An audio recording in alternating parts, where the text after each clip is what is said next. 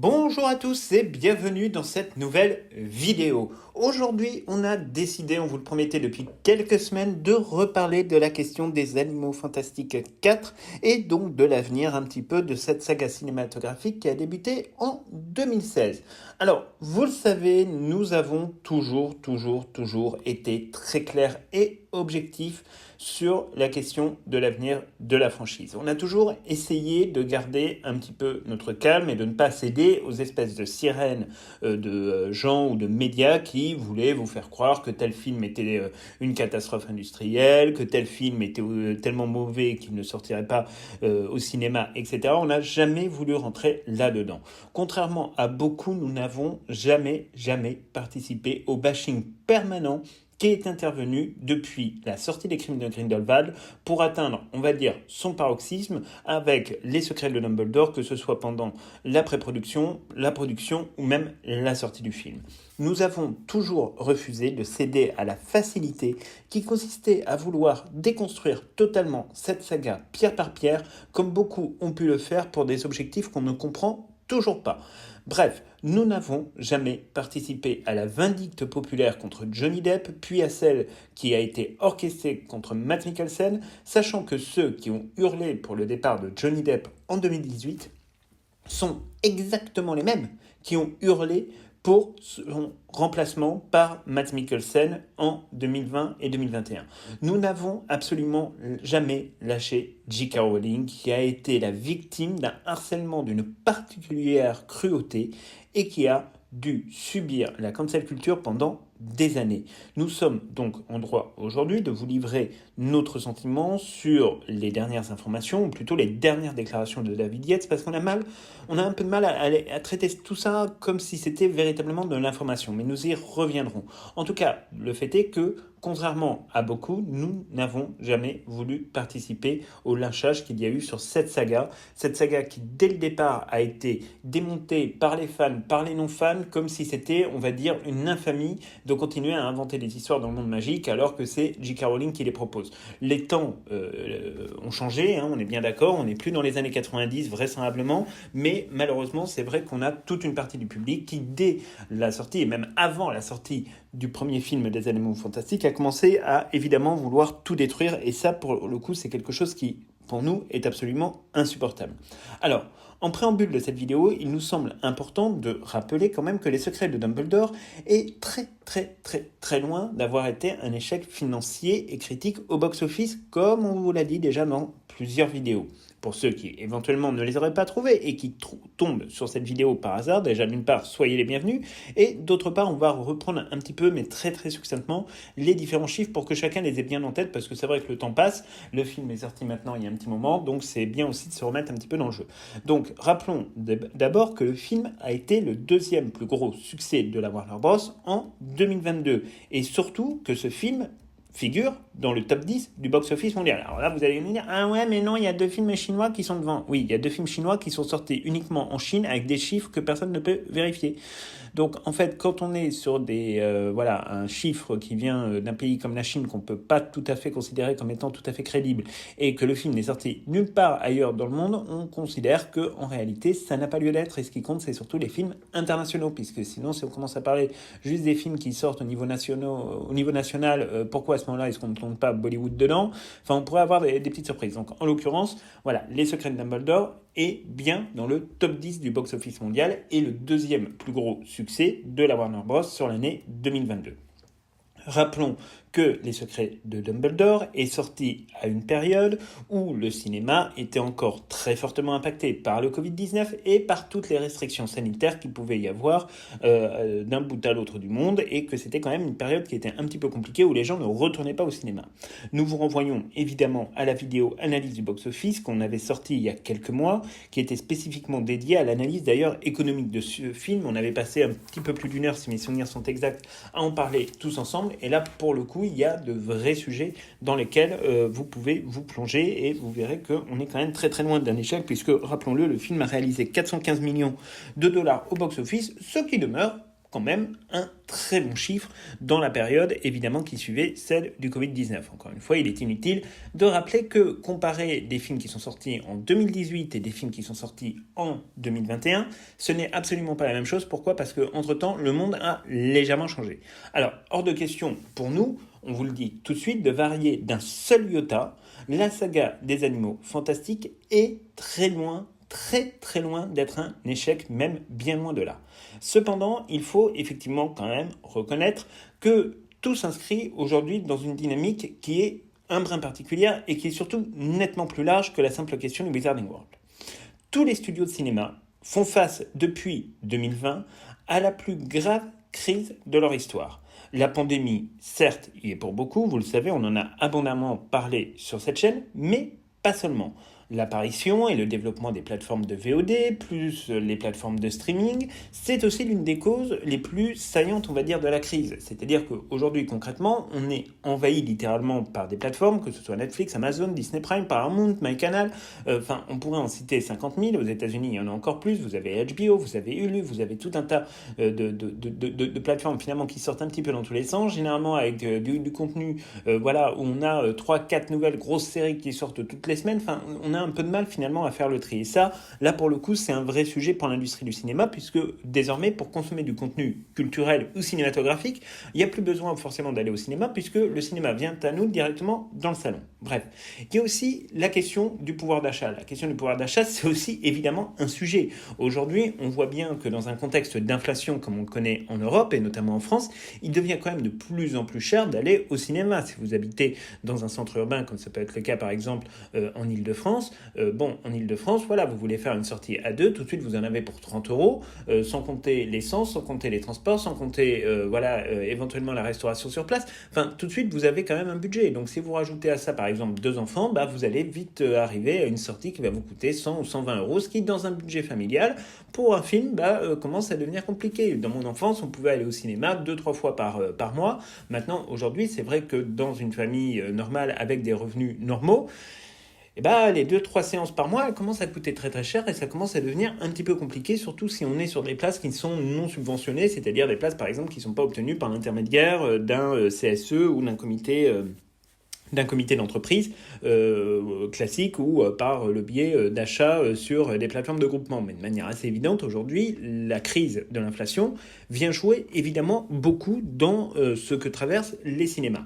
Il y a aussi évidemment l'impact des réseaux sociaux. Les réseaux sociaux, on le sait, bouleversent aussi la manière des spectateurs de consommer la culture. Aujourd'hui, par exemple, le format TikTok ou le format réel d'Instagram a considérablement réduit, on le sait, la capacité d'attention du spectateur qui n'est plus du tout la même que ce qu'elle était par exemple il y a encore quelques années. Alors on va se le dire entre nous de manière assez évidente, aujourd'hui c'est vrai que les jeunes ont tendance plutôt à regarder des films découpés sur TikTok parce que c'est très pratique pour eux de scroller et ça reste dans un environnement et dans un univers qu'ils peuvent faire. D'ailleurs c'est généralement des extraits qui sont passés au fur et à mesure et qui suffisent aux gens finalement sans qu'ils aient envie de voir véritablement le film, ce qui devient là aussi une forme de problématique.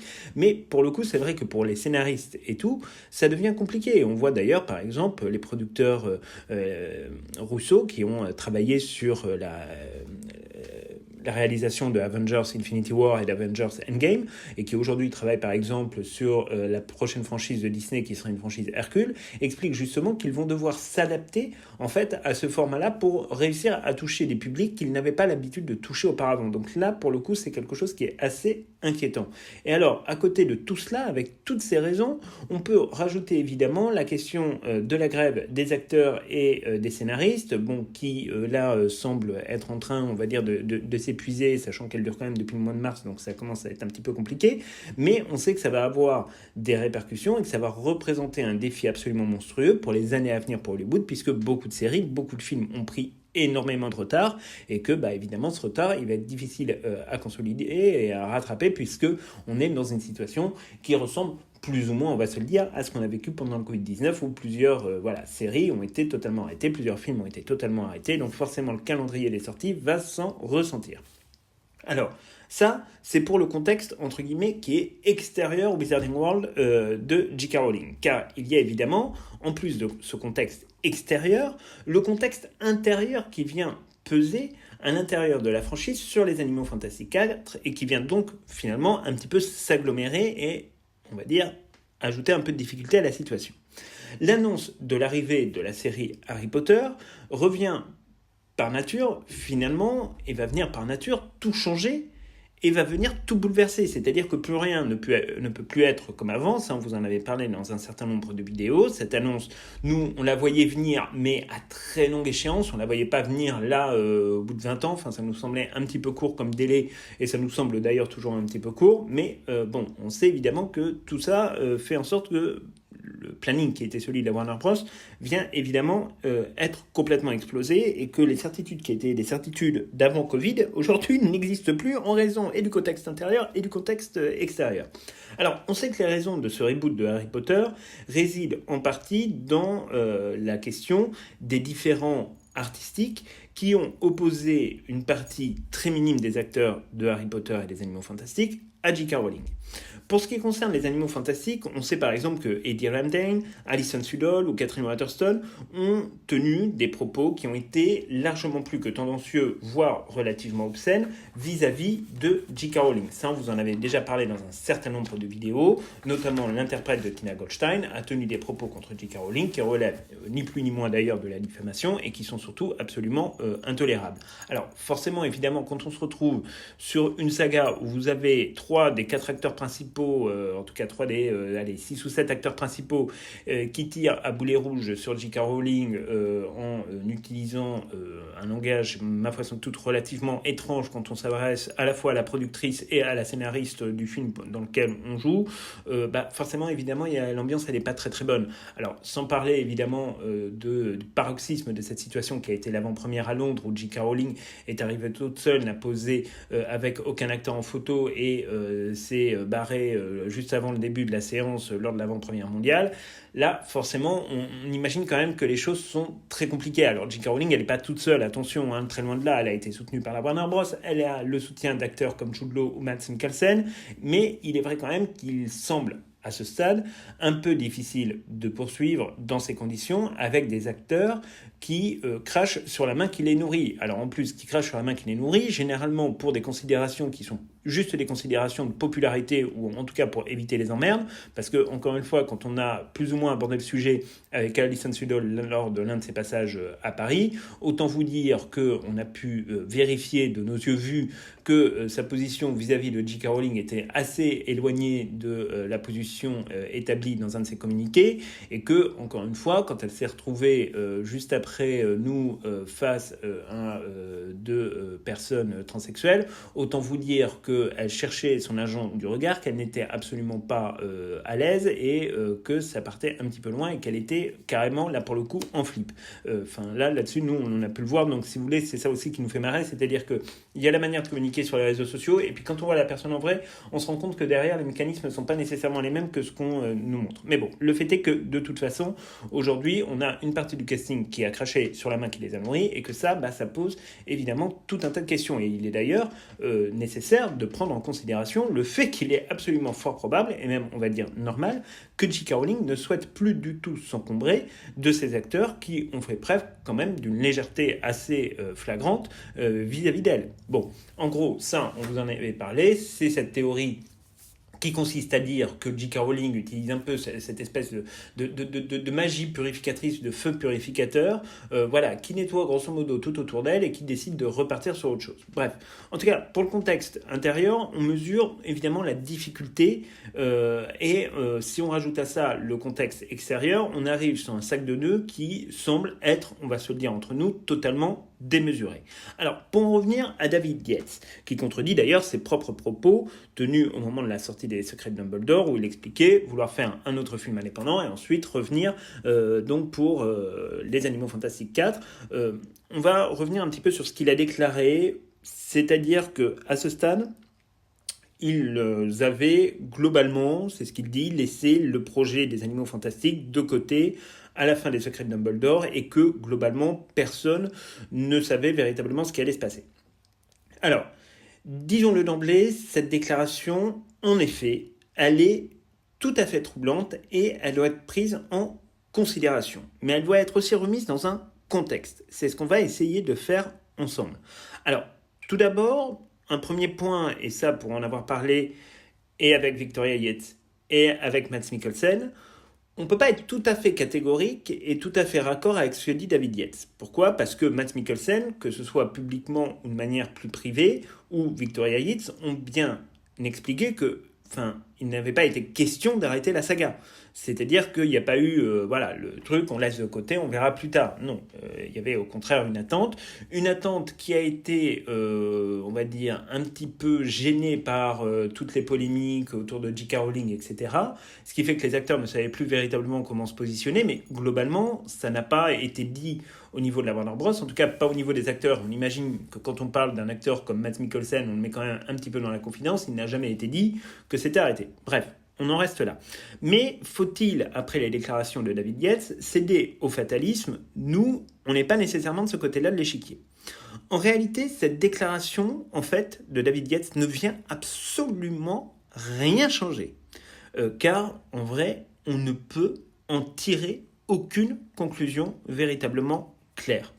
Premièrement, il faut déjà noter que le sujet de la situation personnelle, qui est celle de David Yates, est un sujet à part entière. Parce que la question, quand même, elle se pose. David Yates est là depuis Harry Potter et l'Ordre du Phénix. Il a donc réalisé 4 films Harry Potter, 3 films des Animaux Fantastiques, ça fait 7 films au final. Est-ce qu'il ne serait pas temps, à un moment donné, de changer la réalisation ? Est-ce qu'il ne serait pas temps, par exemple, de tenir, on va dire, prendre la mesure du fait que certains ressorts scénaristiques qui fonctionnaient il y a 15 ans dans les films Harry Potter, aujourd'hui ne fonctionnent plus et doivent peut-être aller vers un nouveau sens créatif, en tout cas vers une réalisation qui soit peut-être un peu différente. C'est quelque chose de possible. Après tout, dans les films Harry Potter, on a connu quand même un certain nombre de réalisateurs. On sait qu'il y a eu John Williams, on sait qu'il y a eu l'extraordinaire Alfonso Cuarón, on sait qu'il y a eu Mike Cooper dans un style un petit peu différent. McNeill, dans un style un petit peu différent. David Yates, lui aussi, a apporté un style tout à fait différent. Mais bon, le fait est que là, on est sur une réalisation quand même qui perdure depuis Harry Potter et l'Ordre du Phénix. Il est peut-être temps un petit peu de changer. Donc, concrètement, on peut véritablement se poser la question de savoir si David Yates doit rester réalisateur de la saga des Animaux Fantastiques. Pour notre part, on l'avait déjà sous-entendu dans un certain nombre de vidéos, on ne serait pas contre un remplacement de David Yates. Ce n'est pas que les secrets de Dumbledore, par exemple, ou les crimes de Grindelwald, n'ont pas des qualités en matière de réalisation artistique. Ça ne manque pas. On est bien d'accord. Cependant, si on veut être tout à fait honnête, c'est vrai que sur les secrets de Dumbledore, outre quelques problématiques scénaristiques, quelque part, la réalisation, elle manque un peu d'enjeu. C'est-à-dire que quelque part, on voit qu'il déroule, mais ça déroule tellement tranquillement qu'en réalité, le film, on l'avait presque un petit peu prévu avant de le voir. Donc, c'est vrai qu'avoir un réalisateur qui viendrait un peu changer les choses, peut-être rendre les choses un peu plus sombres, on va rentrer dans une période, si les Animaux Fantastiques 4 et 5, qui va être un peu plus compliqué, donc changer de réalisateur, c'est peut-être le bon moment, et peut-être que David Yates, lui aussi, d'un point de vue professionnel, doit commencer à voguer vers d'autres univers, ce qu'il commence à faire personnellement, mais on ne peut pas mettre totalement de côté le fait qu'effectivement, il puisse y avoir dans ses déclarations une certaine forme de positionnement vis-à-vis de sa propre situation personnelle et donc professionnelle sur le développement du Wizarding World, où là évidemment aujourd'hui il y a des questions qui se posent, et encore plus avec le développement de la nouvelle série, où on sait qu'a priori à ce stade il n'a aucun rôle créatif dans la conception entre guillemets de la série. Donc ça c'est vraiment le premier point. Ensuite, deuxième point véritablement qui est intéressant d'avoir à l'esprit, c'est qu'on a un véritable sujet autour de la chronologie. Pardon de le dire, mais entre les secrets de Dumbledore et la fin de la guerre qui oppose Albus Dumbledore et Gellert Grindelwald, avec en toile de fond la Seconde Guerre mondiale, il y a presque un cap de 15 années. C'est-à-dire que les secrets de Dumbledore, globalement, on est en 1930 ou en 1931. La datation n'est pas tout à fait précise, mais on est globalement dans cet ordre-là. Il va se passer encore presque 15 ans avant d'arriver au dénouement. Ces 15 années, elles sont franchement ultra problématiques. Parce que le saut temporel, il est immense. C'est-à-dire que si vous voulez, c'est pas comme quand vous faites un saut temporel dans une saga de 3 ou 4 ans. Là, on parle de 15 ans. En 15 ans, les situations changent. Les gens se marient, ont des enfants. Enfin, les gens vieillissent. 15 ans, c'est énorme. C'est titanesque. C'est plus que finalement, tout le laps de temps qui sépare les événements de Harry Potter à l'école des sorciers des événements de Harry Potter et les reliques de la mort. Enfin, on est d'un point de vue cinématographique dans une véritable impasse et il va donc falloir réussir à faire passer la pilule et réussir à embarquer le spectateur donc sur une évolution des personnages qui, là, cette fois-ci, ne se déroulera pas sur quelques années, mais sur sur un peu plus d'une décennie. C'est quand même quelque chose de très très compliqué. Surtout quand on se rappelle quand même que la chronologie des 3 premiers films a quand même réussi déjà en soi à perdre les spectateurs entre ceux qui comprennent pas où se situe Harry Potter parce que pour eux on est dans la même temporalité, ceux qui pensent que ça se situe globalement dans les années 1980 et qui s'attendent à voir surgir Rubeus Hagrid ou James Potter à tous les coins de rue, ceux qui n'ont pas compris que déjà entre les crimes de Grindelwald et les secrets de Dumbledore, il y avait déjà un cap temporel. Enfin,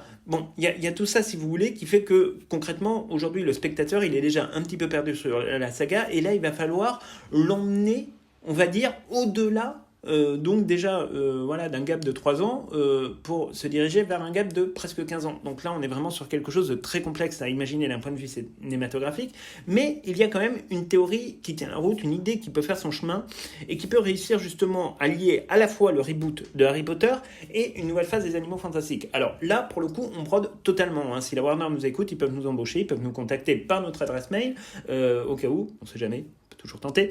Mais concrètement, nous, quand on réfléchit on va dire à la chronologie des films, à la chronologie de la série, à la chronologie de Harry Potter, on a quand même un certain nombre de choses. Parce qu'il se trouve quand même qu'en 1942, c'est-à-dire entre globalement les secrets de Dumbledore et la fin de la guerre du monde des sorciers, il y a un événement. Un événement qui a été extrêmement documenté par J.K. Rowling. Un document, on va dire, qui est très complet, une copie qui est très complète et qui concerne au premier rang Albus Dumbledore. Alors, on vous explique. La série, on sait, sur Harry Potter, doit voir le jour, c'est-à-dire être diffusée, a priori, entre 2025 et 2026 pour ce qui concerne la toute première saison. Il ne serait, entre nous, pas totalement délirant d'imaginer que les Animaux Fantastiques 4 pourraient sortir dans le laps de temps qui séparera nécessairement la saison 1 et la saison 2. On vous explique. Si la saison 1 sort, mettons par exemple en 2025, ce qui apparaît une hypothèse de travail, on va dire plausible. On peut très bien imaginer effectivement les Animaux Fantastiques 4 en 2026 et la saison 2 de Harry Potter en 2027. On est sur quelque chose d'assez logique. Voilà, parce qu'il y a un laps de temps forcément entre une saison 1 et une saison 2 qui est relativement incompressible, même s'il va falloir aller vite, parce que le problème des enfants, surtout à cet âge-là, c'est que ça grandit vite, et il ne faut pas que ça grandisse trop vite. Bref, pour les Animaux Fantastiques 4, il faut imaginer qu'il va falloir tirer, on va dire, les conclusions de tout ce qui s'est passé dans les secrets de Dumbledore, c'est-à-dire faire revenir Grindelwald et illustrer sa nouvelle montée, finalement, vers le pouvoir et sa préparation vers l'affrontement contre Albus Dumbledore, et tout ça dans un contexte qui est celui de la Seconde Guerre mondiale. Donc il y a quand même beaucoup de choses, il y a forcément une densité qu'on peut mettre dans ce film. Alors, on peut évidemment imaginer qu'il y aura un certain positionnement temporel, peut-être sur la fin des années 30, sur le début des années 40, ce qui permet quelque part de couper la poire en deux, c'est-à-dire on sort probablement, pourquoi pas, de l'année, on va dire 1931 jusqu'à l'année 1940, on est à 9 ans, on n'est pas tout à fait au milieu, mais pas loin, on arrive dans les années 40. On trouve un Dumbledore qui a vieilli, qui occupe une place un petit peu plus importante à Poudlard, et finalement, c'est le temps que Grindelwald puisse se faire un petit peu oublier après les événements au bout-temps, et le temps qu'il puisse profiter effectivement des troubles, notamment en Allemagne, pour se refaire une santé. On sait que la guerre mondiale commence en 1939, en tout cas, et commence à être à ce paroxysme en 1939, on peut imaginer qu'il tire profit de tout ça, et que c'est à ce moment-là qu'il ressort. Donc bref. Imaginons qu'on soit globalement dans les années 40, ce qui aurait franchement du sens d'un point de vue totalement historique et même d'ailleurs qui présenterait entre nous, on vous le dit, un véritable intérêt historique à explorer. Bref, là où l'idée pourrait être franchement, allez, on se le dit, on se jette des fleurs, ça ne nous arrive pas souvent, mais là où notre idée est badass, c'est qu'en 1942, on sait qu'il se passe quelque chose de très important à Poudlard. Pile poil en plein milieu de la guerre qui oppose Dumbledore et Grindelwald. La Chambre des Secrets. La Chambre des Secrets, parce que, vous le savez, elle a été ouverte une première fois par Tom Jedusor. Et il va bien falloir traiter le sujet du retour dans les souvenirs du journal de Tom Jedusor dans la saison 2 de Harry Potter qui couvrira donc les événements de Harry Potter et la Chambre des Secrets.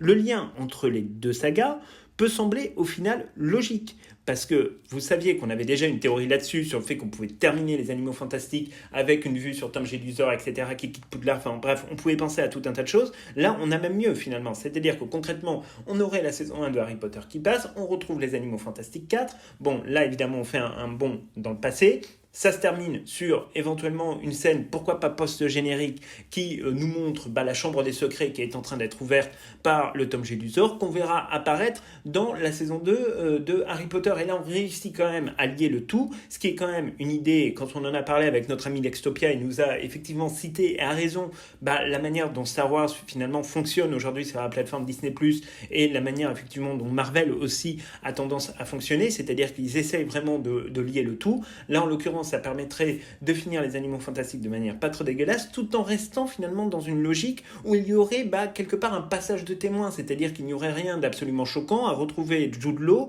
dans ce souvenir de Tom Jedusor, en Albus Dumbledore. On serait même plutôt dans une logique temporelle assez intéressante, et ça permettrait effectivement de faire le pont entre les deux sagas. Et donc pour nous, là-dessus, il y a évidemment un aspect créatif qui peut être établi et qui peut être extrêmement intéressant à être, on va dire, exploité. Là-dessus, pour nous, il y a un véritable sujet de cohérence artistique que les fans pourraient tout à fait comprendre, et à ce moment-là, on se retrouverait finalement avec du contenu qui ressortirait sur les deux sagas, ce qui pour nous serait quand même un truc absolument génial, parce que on se le dit entre nous, on ne veut pas que la série des Animaux Fantastiques s'arrête au détriment de la série Harry Potter. La série des Animaux Fantastiques, la saga des Animaux Fantastiques crée beaucoup de contenu, crée beaucoup de choses, crée beaucoup de densité. J.K. Rowling a eu raison, c'était une bonne intuition qu'elle a eue. Il faut qu'elle aille au bout, et nous, on l'encourage vivement à aller au bout. Mais voilà, ensuite, on peut inclure tout ça effectivement dans, on va dire, un continuum temporel qui se fera grâce aux souvenirs de Tom Jedusor. Enfin là, il y a une opportunité artistique, comme on dit. Il y a une opportunité qu'il faut peut-être exploiter. Alors peut-être qu'on délire totalement, peut-être que certains d'entre vous allaient hurler, peut-être que d'autres seront tout à fait d'accord avec nous. Nous, c'est vrai que c'est franchement quelque chose qui nous tente, et on a envie que ça aille vraiment vers cette destinée. Bref, les chances, on imagine, elles sont minces, mais elles sont pas totalement irréalistes non plus, il faut quand même bien se l'avouer. À un moment donné, quand on a une saga comme le Wizarding World, quand on a une scénariste comme J.K. Rowling qui est capable d'inventer des histoires dans tous les sens, on donne entre guillemets sa chance. Là, le fait est que effectivement, avec un film qui a fini d'être tourné en 2021 et dont la suite pourrait être tournée par exemple en 2025, on a des acteurs qui vieillissent, on a des acteurs qui prennent un petit peu plus de champ.